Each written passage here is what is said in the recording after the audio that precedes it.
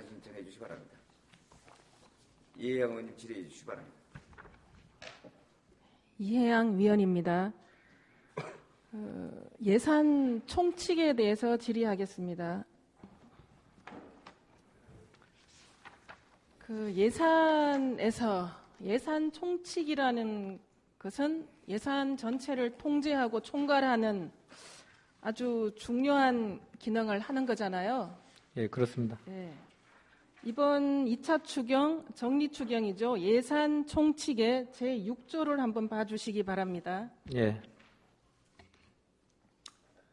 제6조 지방재정법 제47조 제1항 단서 규정에 의한 기준인건비에 포함된 경비 및 동일 부서에서 동일 부문에 있는 정책사업 간의 경비, 재대책 및 복구 경비는 상호 이용할 수 있다.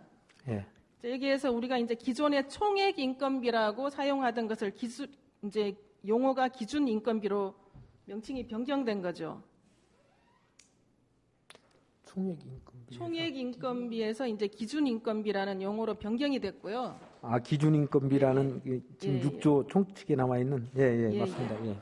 이제 기준 인건비라고 명칭이 변경되면서 이제 자율성과 책임성을 좀 이렇게 주는 어떤 그런 완화되는 형식으로 기준 인건비로 변경이 된 걸로 알고 있는데요. 맞습니까? 예. 그래서 이제 기준 인건비에 포함된 경비, 그다음에 재해 대책 및 복구 경비는 상호 이용할 수 있다. 이렇게 하면 될 것 같고요. 예. 그래서 이제 동일 부서에서 동일 부문에 있는 정책 사업 간의 경비는 우리가 이제 의회 예산 의결권을 침해하는 범위가 좀 넓어진다. 그렇게 봤을 때 이 부분은 삭제가 돼야 된다고 생각을 하는데 실장님께서는 어떻게 생각하십니까? 근데 동일 부서에서 동일 부분에 있는 정책 사업 간의 경비를 이걸 이제 삭제를 하게 되면 부서 간에 이렇게 사용도 가능하다 이런 쪽으로 이제 또 이해를 할 수가 있거든요. 부서 간에 사용도 이용이 가능하다? 네, 동일 부서에서 동일 부분에 있는 정책 사업 간의 경비만 상호 이용할 수 있다 이렇게 지금 제안을 해뒀는데 이걸 없애버리면 부서에서 다른 부서에서도 이놈을 사용할 수 있다. 아니죠. 이용이라는 거는 이용은 의회 의결을 하고 이용하는 거잖아요. 그래서 제가 이용 건수를 최근 이제 몇 년간 살펴봤더니 거의 없더라고요. 네, 거의 없는데 그래도 이제 예산 총칙에서 기준 인건비와 기준 인건비에 포함된 경비, 재대책 및 복구 경비 두 가지만 상호 이용할 수 있다라고 명시해 주는 게 맞다고 생각을 합니다. 한번 검토해 보겠습니다. 네, 검토해 주시기 바라고요.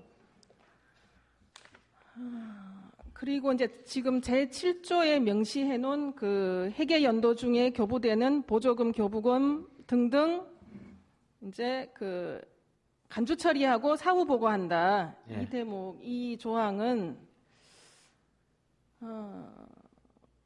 우리 실장님께서는 이렇게 명시를 하는 게 맞다고 보십니까? 이제 지방재정법에 의해서 이제 이런 명시를 하고 있는데요. 갑작스레 이제 12월 31일 날 연도 말에 이렇게 내려오는 경우도 있거든요. 이러다 보면 차후년도에 이제 세입 처리했다가 이래 추경에 할 수 있는 방법도 있겠지만 이 부분은 이제 우리 무주뿐만이 아니고 전 시군이 예산 총칙에 기록을 해서 명시를 해서 이렇게 사용하는 것으로 이렇게 알고 있습니다. 이제 이게 간주 처리 예산. 이게 흔한 일은 아니거든요. 의회에서는 항상 문제가 되는 부분. 흔한 일은 아니라고. 흔한 일은 아니라고. 이제 금년도 같은 경우에 작년도 말에 칙소 관련해서 2억하고 특별교부세인가? 그것이 이제 문제가 됐었는데 지금까지 이제 12월 말에 이렇게 12월 31일 날 오후 5시에 이렇게 내려오고 하는 것이 이제 흔치는 않거든요. 간주 처리 예산 할 수 있는 것은 상급 기관, 정부나 도로부터 용도를 지정받고 내려온 예산이어야 하거든요. 용도 그렇죠. 지정받고 용도를 지정받고. 근데 지난해 칙소 육성 사업 의회에서 본예산에서 삭감된 사업이잖아요. 불과 예산 간주 처리 예산하기 채 한 달도 되지 않은 본 예산에서 삭감된 예산인데 돌아서자마자 그 직소 육성 사업을 간주 처리 예산으로 처리하셨잖아요. 일부러 이제 그런 것은 아니고요. 12월 31일 그것은 날 도에서 지정된 용도가 아니죠. 우리가 계획을 이제 올려서 저희들이- 지정받은 거죠. 저희들이 도에서 이제 이런 서류를 갑작스레 2억을 맞춰서 이걸 내달아 이렇게 하니까 저희들이 이제 뭐 갑작스럽게 뭐 퇴근 시간 다 됐는데 찾을 수도 없고 이러니까 그 사업으로 이제 요청을 한 거죠. 요청을 하니까 도에서 도지사께서 이제 2억을 주신다고 하셨는데 우리가 무주군에 현안 사업들이 해결 못하는 사업들이 많잖아요. 근데 왜 하필 삭감한 직소 육성 사업을 계획서를 올렸을까요? 이제 그때 당시에는 갑작스레 이제 교육 이제 이런 그 예산에 대한 교육을 하시는 전문가들한테 제가 문의를 해봤는데요. 전국적으로 이런 예는 처음으로 접한다고 말씀을 하시더라고요. 이런 사례가 없었다고 하더라고요. 이제 작년 같은 경우에는 그 민선 5기에서 이제 6기로 넘어가면서 그 재정보조금, 교부금이라든가 이런 부분이 이제 지사님이 사용하실 수 있는 부분이 어느 정도 남아있다 이것을 그 뭐 불용 처리하는 것보다는 시군에 배분을 해준 걸로 이렇게 알고 있습니다. 아니 그렇죠. 시군에 배분해 주는데 우리가 이제 직소로 왜 삭감된 사업에 본 예산에 불과 며칠 전에 삭감한 사업을 계획서를 올리셨냐 이 말씀이죠. 이렇게 올려서 이제 예산이 편성되는 예산은 엄격하게 간주 처리 예산이라고 볼 수가 없다고 전문가들이 말씀을 하셨습니다. 참고하도록 하겠습니다. 네, 지방재정법 제43조 예비비 항목 있잖아요. 네. 의회에서 폐지되거나 감액된 항목에 대해서 예비비를 사용할 수 없다는 조항이 있잖아요. 네. 그럼 이런 조항들을 유추해 보더라도 삭감된 사업을 간주 예산으로 처리한 것은 아주 부적절한 예산이다. 그렇게 생각을 합니다. 네. 의회의 의결권을 침해하는 심각한 문제라고 생각을 하고요. 그래서 이제 사후 보고한다라고도 돼 있는데 사후 보고도 제대로 이루어지지 않았고 우리가 언론이나 문제를 알고 물어봤을 때 그때서야 이제 보고를 해주셨습니다. 맞죠? 절차상 사후 보고를 전혀 안 한 것은 아니고요. 사후 보고를 받지 않았기 때문에 저희는 전혀 의회에서는 몰라서 언론이나 그 뭐 직소 그 신청도 받고 그러는 걸 보고 이제 의아해 했던 거죠. 사후 보고도 제대로 이루어지지 않았습니다. 이제 최소한 사전에 이런 부분들에 대해서 의회에 협의하는 과정이 필요했고 그것이 의회에 대한 기본 예의라고 생각을 합니다. 본 의원은 앞으로 이런 일이 발생을 하면 의회에서는 예산서 예산 총칙 하단에 해당 예산은 간주 예산이라고 볼 수 없다. 간주 예산이라고 할 수 없다라고 예산 총칙의 부기로 명시를 하겠습니다. 그래도 되겠습니까? 앞으로는 이제 금년 같은 그런 사례는 없을 겁니다. 항상 이제 사전에는 없다고 하시죠. 이번 추경이 이제 12월 1일 날 의결이 되기로 지금 계획이 잡혀 있잖아요. 예. 그러면 또 1개월이 남았잖아요. 예. 추경 의결 후에 또 교부되는 예산이 한 달 동안 있을 수 있잖아요. 예. 이제 그런 경우에는 이제 부득이하게 또 별도 뭐 일정을 잡아서 한다든지 만약에 많은 저기가 내려온다면 3회 추경을 한번 해야 되는 그런 상황도 예상을 하고 있습니다. 그러니까 이번 추경에 삭감되는 예산을 간주 처리하고 이제 이런 일은 없어야 되고요. 네. 그런 부분에서 이제 그래서 의결 후에 또 교부되는 예산이 있다면 또 사장시킬 수는 없잖아요. 그렇죠? 예, 그렇습니다. 그런 일이 반복될 수도 있다고 생각을 하기 때문에 예산의 효율적 관리를 위해서 경고하고 예방하는 차원에서 단서 규정 또는 부기를 삽입하든지 이 조항을 사전 협의하는 걸로 수정을 하든지 그렇게 해야 된다라고 생각을 하는데 어떻게 생각하십니까? 검토해 보겠습니다. 네, 간주 처리를 하더라도 의회에서 사전 협의를 거칠 것과 의회에서 삭감한 예산 연도 내 사업 추진이 어려운 사업은 간주 처리 예산에서 제외한다 등으로 이렇게 수정 아니면 그 단서 조항으로 별표 표시해서 부기를 달아주시기 바랍니다. 예, 알겠습니다. 이제 그 6조, 7조를 분석을 했고요. 문제 이제 예산 총칙 제1조부터 이렇게 한번 봐주시면 3조, 제3조까지는 문제가 없습니다. 근데 계속비 사업 조서와 명시 2월 사업 조서가 지금 빠져 있어요. 계속비 사업 조서와 명시 2월 사업 조서가 지금 이번 추경에 제안 설명을 하셨잖아요, 그죠? 네. 네, 그 부분이 빠져 있고 추가가 돼야 된다는 추가가 되는 게 맞는 거죠. 아닙니까?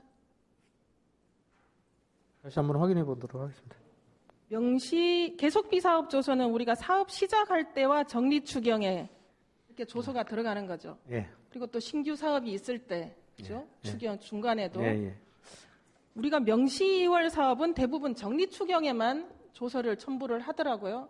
이게 맞습니까? 명시 6월 사업은 그렇죠. 명시 2월 또 사업하면서 명시 2월을 예측할 수 있잖아요. 그럴 경우, 예.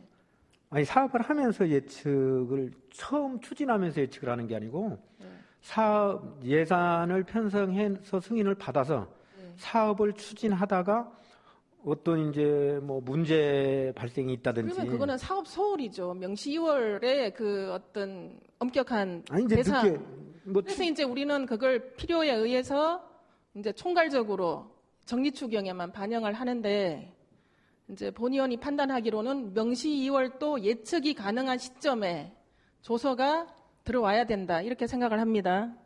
그 명시 2월을 뭐 사전에 해서 그 조서 들어가서 승인 받아서 저기 하면 다 어려운 사업은 추진하기가 어려운 사업은 다 명시 2월 하겠다라고 각 부서에서 올라오면 그것도 또 문제가 되지 않습니까? 각 부서에서 올라오는 게 아니라 지금 연말에 지금 그렇게 각 부서에서 막 그렇게 올라오잖아요. 아니 그러니까 네. 이제 각종 이제 사업을 추진하다 보니까 미리 예측할 수 있는 명시 2월은 그때 명시 2월 조서가 들어와야 되고요. 그렇게 해야지 계획성 있는 사업이 된다고 생각을 하고요.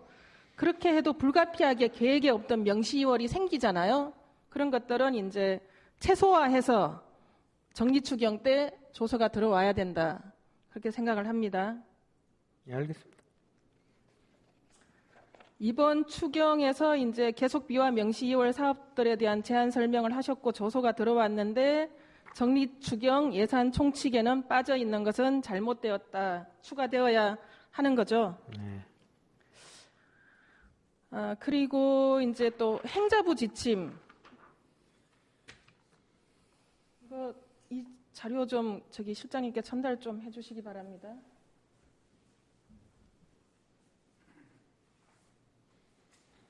행자부 지침 지자체 예산 편성 운영 기준에 보면 예산 총칙이라는 예시가 있습니다. 지금 보시고 계시죠? 예. 이 예시에 정해진 그대로 조항을 하는 것이 바람직하다고 본의원은 생각을 합니다.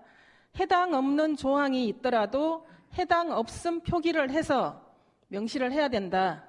그러면 우리가 이게 그 계속비와 지금 명시 2월 이렇게 지금 조항을 빠뜨린 것 이렇게 빠뜨릴 위험이 없어지는 거죠. 그렇죠. 네.